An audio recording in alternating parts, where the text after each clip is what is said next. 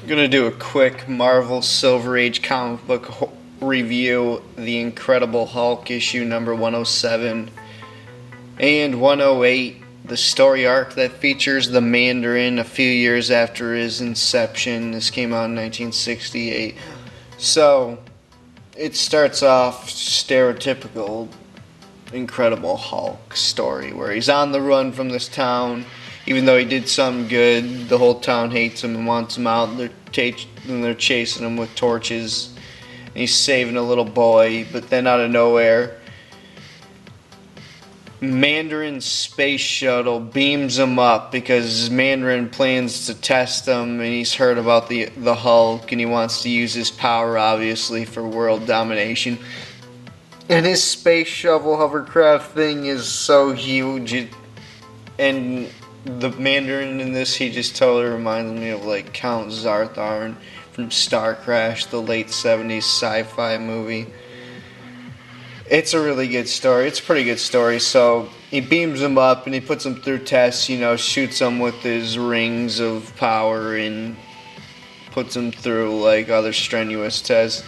And then he makes him fight, which is basically his version. He whips out his version of the Rain Corps, a huge monster that he keeps locked up in the basement of his spaceship to fight the Hulk.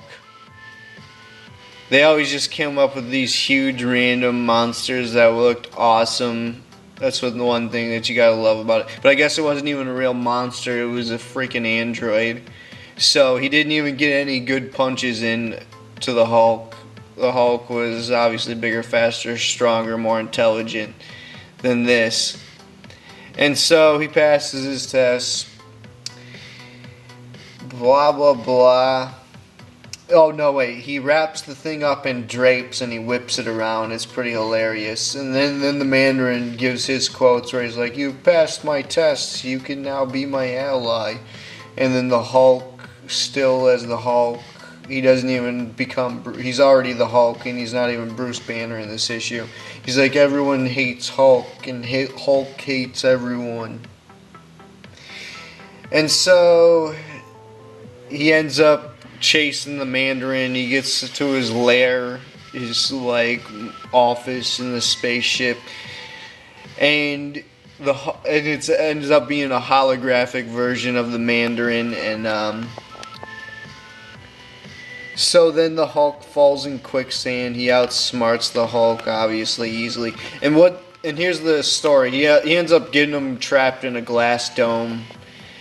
And what he ends up doing is, harnessing Hulk's power. You see this in a lot of stories where the circus master would use him as like a freak show. And then like other like megalomaniacs just wanted to use his strength to take over the world. Well, what he used to do, he uses a calculated scheme where he sicks Hulk on China's Air Force base, so that China would blame the U.S. for it, and then it would start World War III, is what he was going for. And then they would basically, the two powerhouses of the world would take each other out, and then he would come in. Obviously, it would be an easier way for him to take over the world.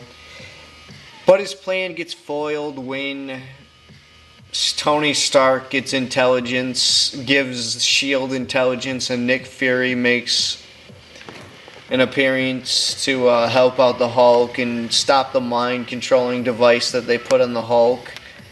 And so then the Hulk obviously comes back to the Mandarin's lair and castle, and he tears it all down, and the Mandarin escapes, and he next appears in Iron Man number 9.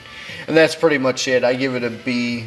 Could even be a B+. But anyway, this was JBM from Mr. Creepshow 9. Click on the channel for more horror, comic, and sci-fi videos. I'm out. Thanks for listening, guys.